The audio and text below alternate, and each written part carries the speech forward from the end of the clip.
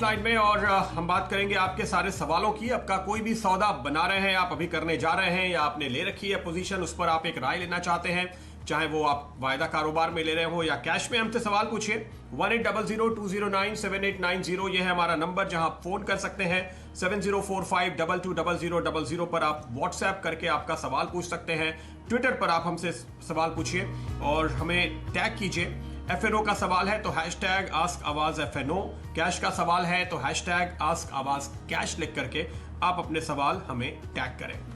बाजार पे नजर डालिए। इस वक्त हम देख रहे हैं ऊपरी स्तरों से निफ्टी और बैंक निफ्टी पे थोड़ा दबाव दिखा, खासतौर पे बैंक निफ्टी है जो दरअसल बाजार पे दबाव बना रहा है। बैंकिंग स्टॉक्स ने ही निफ्टी पर भी दबाव बनाया है। दरअसल आज के शुरुआती ट्रेड में अगर आप देखेंगे जिन शेयरों से आज दरअसल मदद मिलती हुई नजर आ रही है वो IT स्टॉक्स हैं, TCS, इन्फोसिस, इन पे नजर रखिए जिनमें निचले स्तरों से हमने खरीदारी देखी और ये इंडेक्स को, निफ्टी को थामने की कोशिश कर रहे हैं। और वही जो प्रेशर आया है वो banking heavyweight HDFC bank, ICICI bank, इसके अलावा HDFC लिमिटेड, इंडसइंड बैंक, ये वो स्टॉक्स हैं जो ऊपरी स्तरों से आपको कमजोर होते हुए दिखाई देंगे।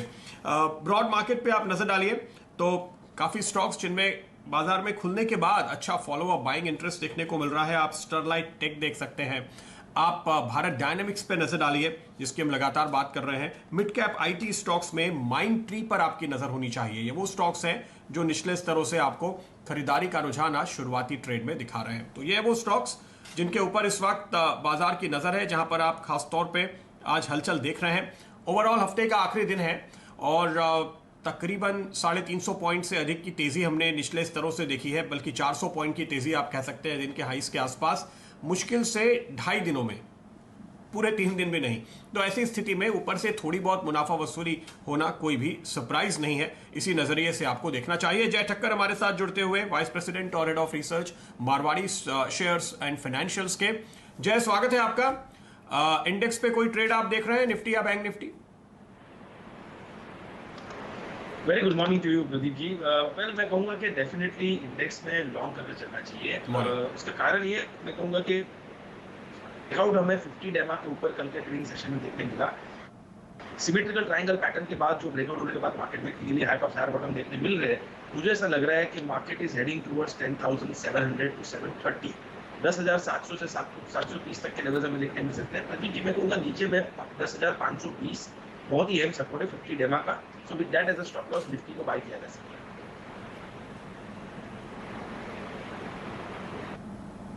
ओके, निफ्टी बैंक लेकिन वीक दिख रहा है। क्या आपको लगता है कि यहाँ पे देखिए शुरुआती ट्रेड में जिस तरह का बिल्डअप भी देखने को मिला है ऊपरी स्तरों पे इंट्राडे ट्रेडर्स के लिए, क्या आपको एक बार की लॉन्ग अवॉइड करने की या 200-400 पॉइंट के लिए एक शॉर्ट करने का मौका दिखता है? मैं लॉन्ग अवॉइड करने के लिए डेफिनेटली सलाह दूंगा प्रदीप जी। यहाँ पे ज्यादा निफ्टी बैंक का सवाल है, मैं कहूँगा शॉर्ट नहीं करना चाहिए। शॉर्ट इसमें करें मगर 21,600 के नीचे अगर जाता है तो ये बड़ा पोजिशनल शॉर्ट होगा। 21,600 के नीचे को मैं कहूँगा ट्रेंड डेफिनेटली चेंज हो जाएगा, अप से डाउन लगभग हमें वहाँ से 800-900 पॉइंट की गिरावट देखने मिलेगी। फीलिंग टू डू दैट अगर 21,600 टिक गया, होल्ड कर गया, देन आई थिंक ऊपर में एक में तेजी देखने मिल सकती है। बट ब्रेकआउट लेवल 22,150 के ऊपर ही है। तो आई थिंक यहाँ पे अभी साइडवेज मोमेंटम हमें थोड़ा देखने मिल सकता है। 22,150 के ऊपर ही बाय करना है।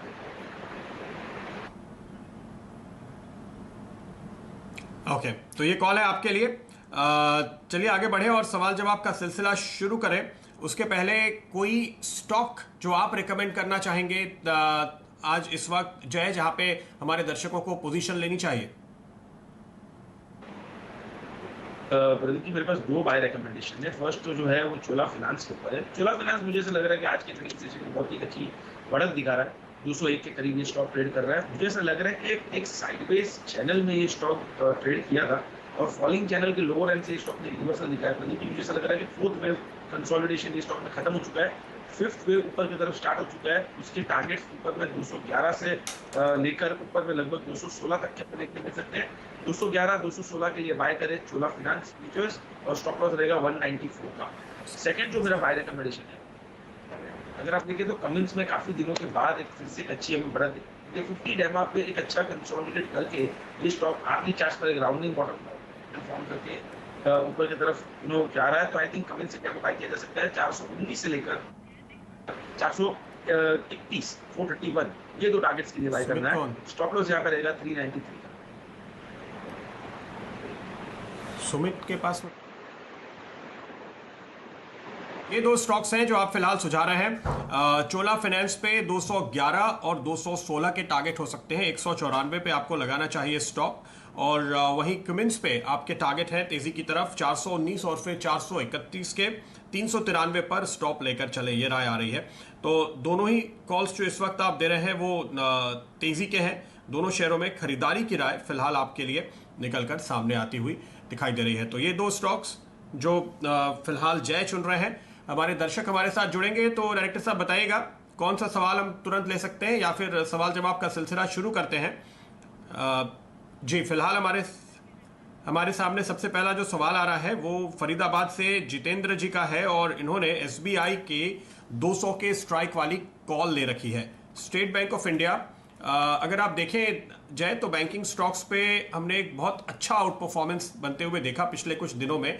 आज ऊपर के लेवल पे जो प्रेशर है उसको अगर आप छोड़ दे तो, और एसबीआई में 188 190 तक के लेवल सामने आते हुए देखे, पर 200 की कॉल जो इन्होंने ली है वो इससे भी काफी ऊपर के लेवल की है। फिलहाल कैसे देखते हैं आप स्टेट बैंक ऑफ इंडिया, क्या ये कॉल मुनाफा कमा कर देगी?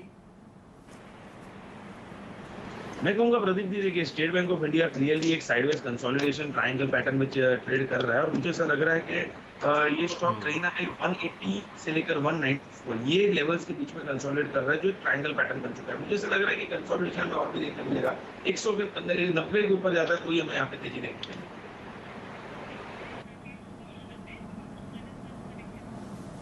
ओके, तो देखिए ऑप्शन बायर का सबसे बड़ा दुश्मन है ये साइडवेज कंसोलिडेशन। आपने कॉल लिया हो या पुट लिया हो, अगर ये साइडवेज कंसोलिडेशन में स्टॉक चलता है तो आपका प्रीमियम धीरे धीरे खा जाता है और आपका पैसा बिल्कुल नहीं बनता।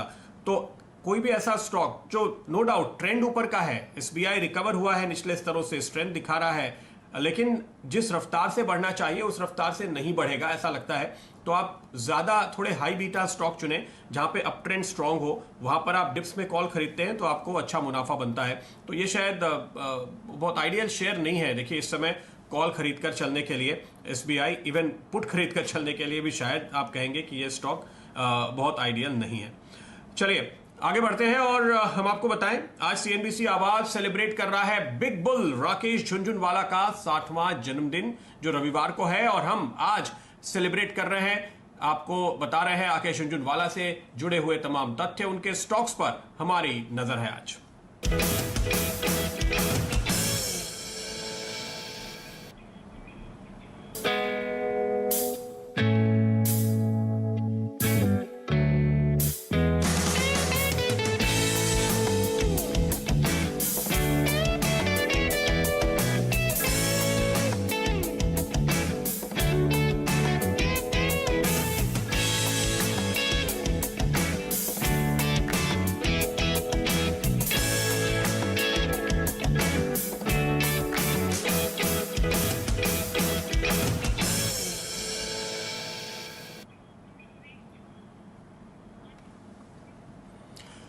तो बिग बुल राकेश झुनझुनवाला, जिनको पूरा बाजार देखता है, उनकी हर बात पे नजर रखता है, एक एक शब्द जो वो बोलते हैं उसको तमाम निवेशक ट्रेडर्स बिल्कुल ध्यान से सुनते हैं।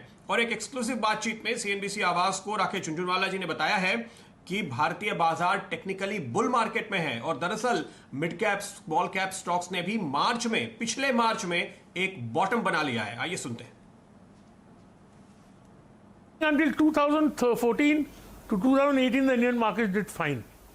I think we really started what I would say the downfall or the bear market in India, at least in the mid caps and the small caps, in 2018 January. I think that is what bottomed out, according to me, in March 2020. And the last part of the market which was standing out with the financials also joined in. Every bull market starts with an event which shatters everybody so much that everybody keeps promising he'll never buy stocks again. And then the first rise never has faith. So I think technically we are surely in what is going to be a long bull market. And then sometimes markets can also mislead you, very rarely. Leadership always emerges from the most beaten down stocks. It doesn't emerge from the favored ones. It could be telecom, pharma, it could be the public sector.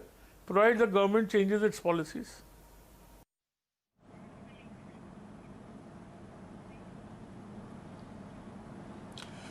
तो राकेश झुनझुनवाला के favourite stocks जिनको हम हमेशा करीब से लगातार देखते हैं, मेरे सहयोगी सुमित मेहरोत्रा ने इस पर और रिसर्च की है और वो सारे आंकड़े आपके लिए लेकर आ रहे हैं राकेश झुनझुनवाला के पसंदीदा शेयरों के। सुमित बताइए। शुक्रिया प्रदीप जी। देखिए 60 साल की उम्र हो गई है और ऑलवेज बुल के तौर पे जाने जाते हैं। लगातार उन्होंने बाजार में तेज़ी की ही बात की है और उनके जो स्टॉक्स हैं भले वो एक साल ना प्रदर्शन दें, अगले साल देते हैं, उसके अगले साल देते हैं और लगातार मोमेंटम आ ही रहा है। कुछ एक एक करके स्टॉक्स के ऊपर नज़र डालते हैं जिन्होंने एक शानदार प्रदर्शन पिछले एक साल में दिया है या फिर इस साल में दिया है। पहला नाम है बिल केयर। हालांकि बहुत ज़्यादा चर्चित शेयर नहीं है लेकिन फिर भी 150% का रिटर्न इस साल के दौरान दे चुका है और करीब करीब 200% तो ये YTD दे चुका है, यानी कि जनवरी से लेकर अब तक का रिटर्न जो है 6 महीने में 200% के आसपास है। एक बहुत इंटरेस्टिंग नाम है वो है एस्कॉर्ट्स का।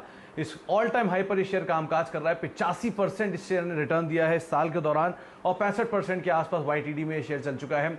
एग्रोकेमिकल स्पेस की दिग्गज कंपनी रैलिस इंडिया करीब 78% ये भी चला है। 61% के आसपास YTD में ये भी रिटर्न देखे गया है। MCX जो कि सोने की चाल के साथ लगातार चल रहा है, करीब करीब 50% का गेन ये भी इस साल एक साल के दौरान दे चुका है और 10% YTD गेन यहाँ पर भी आया है। और एक बहुत ही बढ़िया नाम फार्मास्यूटिकल स्पेस से जुबिलेंट लाइफ, जहाँ पर उन्होंने स्टेक भी रिसेंटली बढ़ाया है। करीब 38% के आसपास की चाल इसने भी दिखाई है और 27% YTD गेन ये भी दे चुका है। इसको लोअर लेवल से आप देखेंगे तो डबल हो चुका है स्टॉक। 250 रुपए का शेयर 700 रुपए की रेंज तक भी जा चुका है। तो एक स्ट्रॉन्ग मूव इसने लोअर लेवल से दिखाया है। हालांकि कुछ स्टॉक ऐसे भी हैं जिन्होंने परफॉर्म नहीं किया है। मिसाल के तौर पर प्रकाश पाइप्स, ये रिसेंट की लिस्टिंग है, वैसे भी लिस्टिंग के बाद से शेयर नहीं चला है तो करीब करीब 34-35% ये शेयर इस साल टूट चुका है। फेडरल बैंक, ये शेयर लोअर लेवल से जरूर चला है लेकिन अभी भी इसमें बहुत स्टीम बाकी है। एक साल में 50% के आसपास की इसमें गिरावट आई है। YTD भी शेयर करीब 39% टूट चुका है लेकिन लोअर लेवल से इसमें जरूर एक अच्छा मूव आया है। इसके अलावा प्रकाश इंडस्ट्रीज एक बड़ी होल्डिंग यहाँ पे वो होल्ड करते हैं। 40-44% के आसपास शेयर भी पिछले एक साल में टूट चुका है और बहुत ज़्यादा परफॉर्मेंस नहीं आई है। एक इंटरेस्टिंग नाम है जो कि अंडर परफॉर्मर रहा है लेकिन बहुत पोटेंशियल रखता है, वो है टाइटन का स्टॉक। करीब 27% शेयर टूटा है इस साल के दौरान। 18% YTD शेयर टूटा है लेकिन अभी भी इसमें बहुत ज़्यादा पोटेंशियल बाकी है। और आखिरी में VIP इंडस्ट्रीज, थोड़ा चाइना एक्सपोजर की वजह से दिक्कत रही लेकिन 41% शेयर टूटा है इस साल के दौरान और करीब करीब 40% YTD फॉल आया। तो ये कुछ स्टॉक है जहां पे परफॉर्मेंस नहीं आई है लेकिन पोटेंशियल फिर भी काफी है। और दूसरी तरफ वो स्टॉक जहां पे एक जोरदार रिटर्न आता हुआ दिखाई पड़ा है इस पूरे साल के दौरान।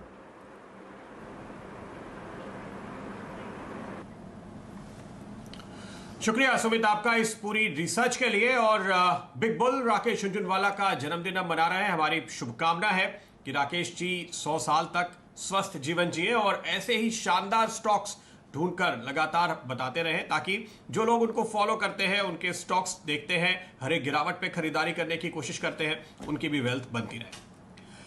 चलिए आगे बढ़ते हैं, सवाल जवाब का सिलसिला आगे बढ़ाएंगे जय ठक्कर के साथ जो हमारे साथ बने हुए हैं। अगला सवाल है ITC पे। एक मैसेज आया है हमें मिस्टर हुसैन का, ऐसे हुसैन नागपुर से इन्होंने मैसेज भेजा है। ITC का एक लॉट 203 रुपए के रेट पर इन्होंने ले रखा है। ITC जय काफी अच्छे मोमेंटम में इस वक्त दिखाई दे रहा है। इनफैक्ट इनका तो आप कह सकते हैं कि ऑप्शन इन द मनी है। क्या कॉल देंगे, कितना मुनाफा बनेगा? और तो प्रदीप जी मैं कहूंगा कि ITC में यहाँ पे से हमें और भी थोड़ी बहुत एक बाउंस की मूव ऊपर की तरफ देखने मिल सकता है। 210 से लेकर 212 मैं कहूंगा कि इससे ज्यादा मैं नहीं कहूंगा कि इससे ज्यादा मुझे ऐसा नजर आ रहा है। और कहीं ना कहीं इसमें एक स्टॉप लॉस ट्रेल कर लेना चाहिए। मुझे लग रहा है कि नीचे में 204 बहुत ही इंपॉर्टेंट सपोर्ट है। 204 ब्रेक होता है तो जो भी पोजीशन है उनको एग्जिट करनी है। और अगर ये कंटिन्यू रहता है 204 को होल्ड करके अगर स्टॉप ऊपर जाता है तो मुझे इसकी आवाज नहीं सुनाई दे रही है जय की।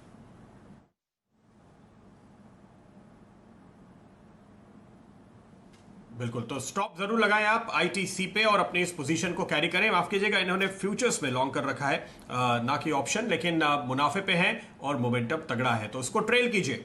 एशियन पेंट्स है वो अगला स्टॉक जिस पर कर्नाटक के बेलगाम से अमृत जी ने सवाल पूछा है।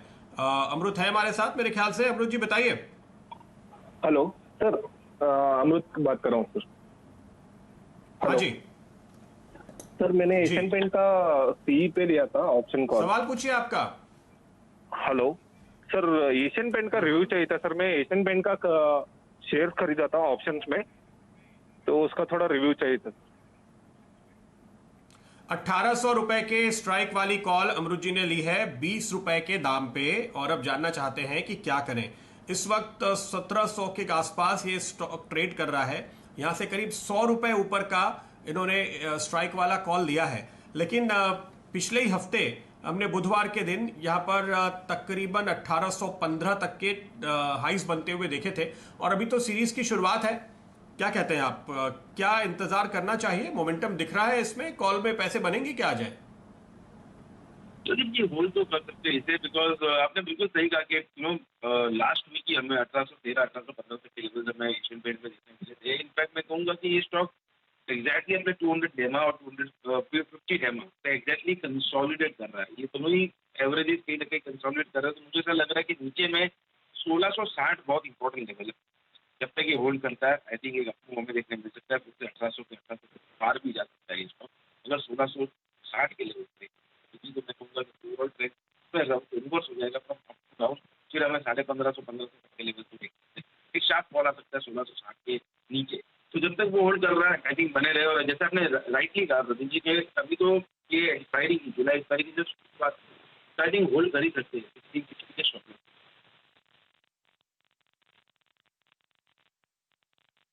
ओके, हालांकि एशियन पेंट्स पे अगर आप देखें तो बहुत स्ट्रॉन्ग शेयर्स में ये शामिल नहीं है, लेकिन फिर भी उम्मीद कर सकते हैं कि आपको इस तेजी की पोजीशन पे इसमें मुनाफा बनेगा। चलिए अगला सवाल लेते हैं। मेरे ख्याल से सिप्ला पे है अगला सवाल, रोहित बियानी का। इन्होंने कॉल ले रखा है 700 रुपए के स्ट्राइक वाला, एक लॉट का कॉल लिया है इन्होंने 13 रुपए 40 पैसे पे। सिप्ला पे नजर डालिए जय, क्या क्या कॉल देते हैं आप इन्हें? क्या ये कॉल ऑप्शन मुनाफा बना के देगा? नहीं जी, मैं फार्मा सेक्टर पे थोड़ा स्केप्टिकल हूँ अभी। आई थिंक सिप्ला का 700 का कॉल ऑप्शन तो डेफिनेटली एग्जिट कर देना चाहिए। अगर ये एकदम नहीं होता तो मैं कहता कि थोड़ा बहुत हमें बाउंस अगर देखने मिला 650 665 तक तो अब तो प्रॉफिट हो जाएगा, मगर आउट ऑफ द मनी है वो भी deep out of the money 700 का है। आई थिंक डेफिनेटली एग्जिट करना चाहिए। ओवरऑल अगर हम देखें प्रदीप जी के स्टॉक में लगभग हमें अप्रैल महीने से नेगेटिव डाइवर्जेंस देखने मिला है। वो नेगेटिव डाइवर्जेंस के साथ प्राइस ऊपर गया है और आई थिंक ये सेकंड नेगेटिव डाइवर्जेंस है। अब ये स्टॉक में आई थिंक फार्मा इंडेक्स में इनफैक्ट कोई भी स्टॉक्स में इतना कुछ खास बुलिश नहीं होता चलना चाहिए। मुझे ऐसा लग रहा है कहीं ना कहीं 95 से 92 तक इंडेक्स ही आ जाएगा, सिप्ला में भी दबाव बन सकता है।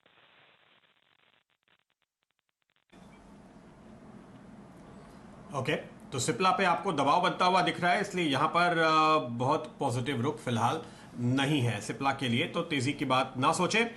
चलिए एक अहम खबर पे हमारी नजर बनी हुई है आज, और वो स्टॉक है मदरसन सुमी।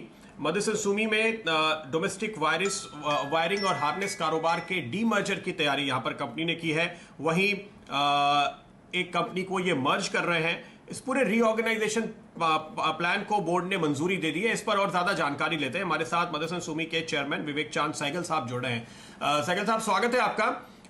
हम देख रहे हैं कि बाजार को फिलहाल ये प्लान बहुत पसंद नहीं आया, थोड़ा समझाइए आप, क्या है आपकी योजना, किस तरह से शेयर होल्डर्स को बेनिफिट मिलते हुए देख रहे हैं आप अपनी इस रीऑर्गेनाइजेशन से? Thank you very much. सबसे पहले तो देखिए मदरसन जो है एक कॉम्प्लेक्स कंपनी है और उसको गुत्थी को सुलझाना और सब लोगों की इमीडिएटली समझ में आ जाना तो पॉसिबल नहीं है। तो हम जानते हैं कि एक दो दिन के अंदर में लोगों को समझ में आएगा और जिस तरह से हम लोगों ने अपने इन्वेस्टर्स का ध्यान रखा है उनको मालूम पड़ेगा कि हम एकदम वैसे ही माइंड के अंदर में ये करा है। तो डेफिनेटली सबसे पहली चीज तो ये है कि जो कंपनी है, जो आपके शेयर होल्डर हैं, उनके पास में जो एग्जिस्टिंग कंपनी है डोमेस्टिक वायरिंग हार्नेस के अंदर में, वो तो सेम रहेगा ही, पर उनको एक एक्स्ट्रा शेयर और मिल रहा है जो उसके बाद पहले नहीं था, वो है सैमिल का। तो अगर आप ये देखेंगे तो आपको सीधा दिखता है कि जो शेयर होल्डर है उनको गेन है। तो थोड़ा सा कॉम्प्लेक्स है, थोड़ा सा हम लोगों ने एक करीब 60 पेज का प्रेजेंटेशन अपने वेबसाइट में डाला है ताकि लोगों को समझ में आए। बाकी वी आर ऑल, हम कोशिश कर रहे हैं जितना भी हो सकता है इसको एक्सप्लेन करें। पर मेरे को लगता है कि जैसे उनको समझ में आएगा, क्योंकि काफी मूविंग पार्ट्स हैं इसके अंदर, तो जैसे उनको समझ में आएगा उनको लगेगा कि जैसे हम लोग पहले हैं वैसे ही है, और प्लस जो फ्यूचर है बहुत ब्राइट है।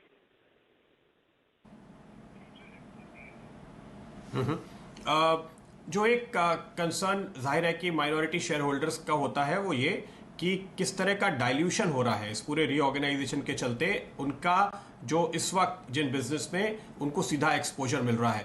अगर आप इसको थोड़ा सा समझाएं, आपने जैसे कहा कि डिटेल तो ज़रूर है, वो पूरी कॉम्प्लेक्स रिपोर्ट हम समझ रहे हैं, काफ़ी सारे ब्रोकर्स ने इस पर अपने कमेंट्स भी जारी किए हैं, लेकिन आपके हिसाब से एक माइनॉरिटी शेयर होल्डर के लिए डाइल्यूशन कितना हो रहा है?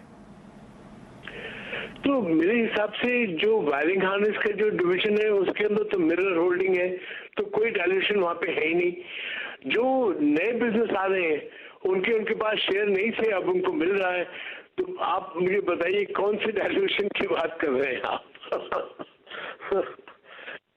बल्कि सबसे ज्यादा डाइल्यूशन जो है वो हम लोग का फैमिली का डाइल्यूशन है। जो हम पहले 90% ओन करते थे, अब हम उसको खाली 50% ओन करेंगे। तो जो हमारी होल्डिंग वायरिंग हार्नेस के अंदर भी थी, वो भी हमने इसी कंपनी के अंदर डाल दिया है। तो उनको एक्चुअली वायरिंग हार्नेस का भी एक्स्ट्रा मिला। जो उनके पास है वो तो है ही है, पर जो सैमिल के थ्रू मिलेगा वो एक्स्ट्रा मिला। तो मैं कहने की वही कोशिश कर रहा हूँ कि एक बार ही लोगों को समझ में आएगा तो उन्हें लगेगा कि ये बहुत ही, क्योंकि पहले साल के अंदर हम लोग EPS एक्रेटिव है, तो इसका मतलब कोई भी डिस्काउंट कहीं पे भी किसी उनको नहीं है सिवाय फैमिली को।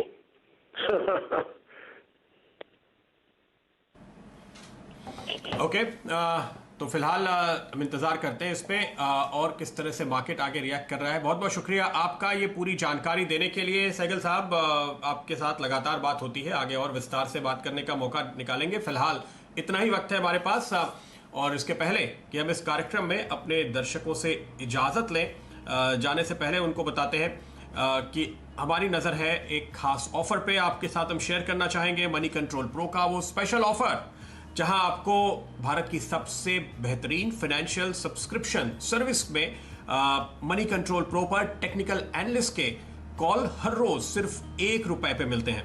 तो आप इसको सब्सक्राइब कीजिए, हमारा कूपन कोड है PRO365, नियम व शर्तें लागू।